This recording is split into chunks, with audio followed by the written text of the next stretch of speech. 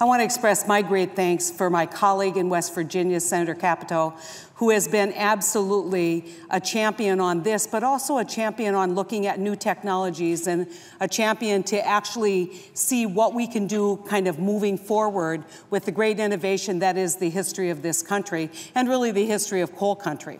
If you look at over the life of the Clean Air Act, you will see literally billions of dollars of investment in cleaner energy, billions of dollars of investment in pollution control, billions of dollars of commitment to the environment by the industries that we represent, whether it is in fact a utility industry that has an interesting resource mix that includes coal, or whether it is in fact those facilities that utilize the energy, looking at energy efficiency.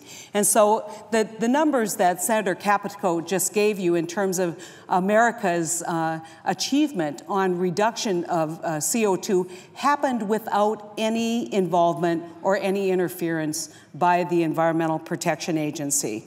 North Dakota's situation is unique as it relates to the Clean Power Plant rules. And that is why North Dakota filed its own separate piece of litigation, because we have a different story to tell, I believe, a story that involves lignite, which isn't the coal that's mined in West Virginia, but it certainly, for those of us in the center of the country, has become an important fuel source for generation of electricity for generations. When you look at it and you think about where we are with fuel sources, and you remember that there was a period of time when utility companies in this country were told you cannot use natural gas to generate electricity. And as a result, billions of dollars of investment was deployed to find a way to have redundant, reliable, and affordable source of energy.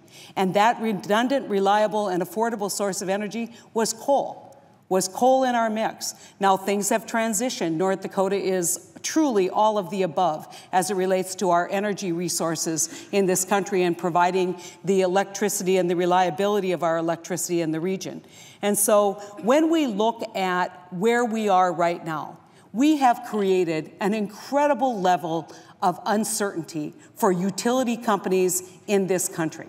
What do I mean by that? If you're sitting as a member of the board of directors right now in a utility company and you know that you're going to have baseload growth moving forward, how do you build out your resources to meet the demand, which under a lot of our regulatory environment you're required to do? You now are told, look, by this year certain, you in North Dakota have to reduce your CO2 output by 45%. Guess what? The original rule, as drafted, had an 11% reduction. Now we're up to 44%. In what world is that an appropriate leap as we move forward in terms of looking at compliance with this new regulation? EPA is not authorized to issue rules that are impossible. That is the baseline and fundamental principle of both the Clean Air and Clean Water Act. It's best available technology. What is actually there, what's commercially available in that space? And I will tell you, I have sat down with utility companies in my state who tell me it is virtually impossible. So we have a rule that's impossible. But we have something that I think the good senator from West Virginia talked about that is even more serious. We have one agency of the federal government, not empowered by any law in this country, basically controlling our energy deployment, our electrical deployment. We've ignored FERC. We've ignored all the other agencies that are responsible for transmission of electricity. And I will tell you, if you look at the history of this country and you compare the history of this country with very many of our competitors across the world, the one thing that we do is that when you reach over to turn on a light switch in the United States of America, the lights come on. And it doesn't matter what time of the day. And if you are building a new facility, a new manufacturing facility, you need new energy, that energy is made available to you. That is a miracle.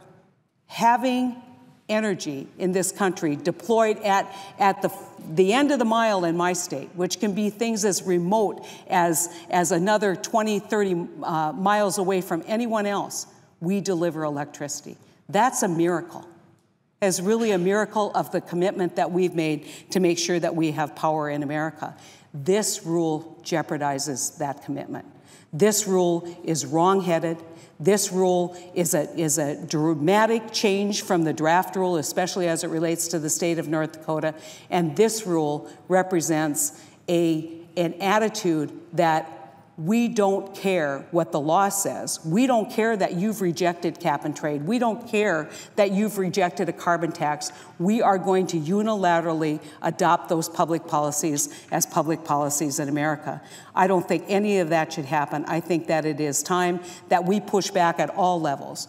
But as I've said many times on the floor, whether it's Waters of the United States or whether it's a Clean Power Plant rule, the challenge that we have is trying to do what this Congress is responsible for doing, which is to legislate. It's not to have a fight about whether we like EPA or not to have a fight about whether this rule is right or not, but what's the appropriate public policy?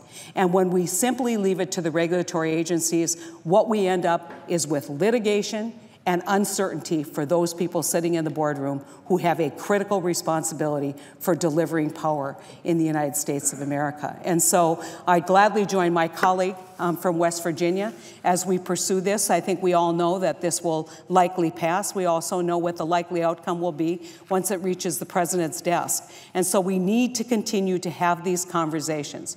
We need to continue to talk about what the consequences are, not just for the coal miners in West Virginia and the coal miners in North Dakota, but for the redundant, reliable, and affordable delivery of electricity in our country.